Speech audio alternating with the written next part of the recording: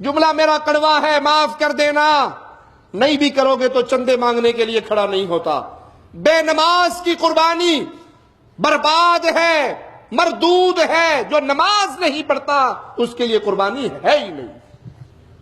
جو مستقل نماز کا تارک ہے وہ امت محمدیہ کا فرد نہیں ہے۔ کڑوی بات لیکن حقیقت پر مبنی جو مستقل نماز کا تارک ہے وہ امت محمدیہ میں سے نہیں ہے۔ اسے کوئی ضرورت نہیں وہ 40,000 20,000 کا بکرا لے، جانور لے، ذبح کرے۔ بے نماز کی کوئی قربانی نہیں۔ اسی طرح حرام کھانے والا، سود کھانے والا، سودی بینکوں کا مینیجر ہو، سودی بینکوں کا کلرک ہو، سودی بینکوں کا گن مین ہو، سودی بینک کے ساتھ کسی طرح اس نظام کی سپورٹ کرنے میں شامل ہو، جو سود کھاتا ہے اس کی قربانی برباد ہے۔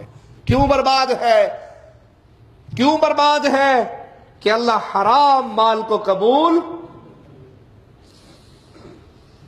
حصہ اگر آپ قربانی میں کہیں ڈالیں تب بھی یہ مسائل یاد رکھیں۔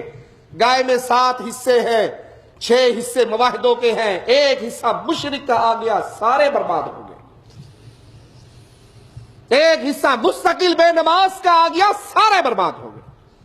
اپنے حصے میں حصہ ڈالتے ہوئے یہ نہ دیکھے چچا کا حصہ، ماموں کا حصہ، خالہ کا حصہ آ گیا، خاندان فیملی ممبر نے مل کے قربانی کر لی۔ پہلے یہ دیکھے یہ سارے مواحد ہیں، یہ سارے نمازی ہیں، یہ سارے حلال کھانے والے ہیں، ان میں سود والا تو نہیں ہے، لاٹری والا تو نہیں ہے، جوئے والا تو نہیں ہے، رشوت والا تو نہیں ہے، شراب بیچنے والا تو نہیں ہے، حرام کام کرنے والا تو نہیں ہے۔ رزق حلال ہونا شرط ہے، نمازی ہونا شرط ہے، مواحد ہونا شرط ہے۔ یہ قربانی انسان کے درجات کی بلندی ہے، اللہ کی رضا کو حاصل کرنا ہے، اور اللہ مشرک سے راضی نہیں ہوتا۔ اللہ کے لیے اس کی روح کو سمجھیے، اس قربانی کے مقاصد کو سمجھیے۔ مقصد یہ ہے کہ کوئی چیز ایسی نہیں جس کو اللہ کے حکم پہ فوقیت دی جائے۔ میرے رب کے حکم سے بیوی کا حکم ٹکرائے، میرے رب کے حکم سے فیملی ممبر کا حکم ٹکرائے، اولاد، بھائی، باپ، عزیز، قریبی، رشتہ دار، قوم، قبیلہ، حکومتیں، سلطنتیں، کوئی بھی اللہ کے حکم سے ٹکرا رہی ہے، میں سب کو چھوڑ سکتا ہوں، اللہ کو نہیں چھوڑ سکتا۔ جس نے یہ سبق یاد کیا اسے مبارک ہو خون بہانا، اسے مبارک ہو قربانی کرنا۔ اللہ اس کی قربانی کو قبول فرمائے، اس کے لیے جنت میں جانے کا ذریعہ بنائے۔ اور اگر یہ سبق یاد نہیں، فجر کی نماز چھوڑ دی، عید کی نماز پڑھ لی تو برباد ہو گئے۔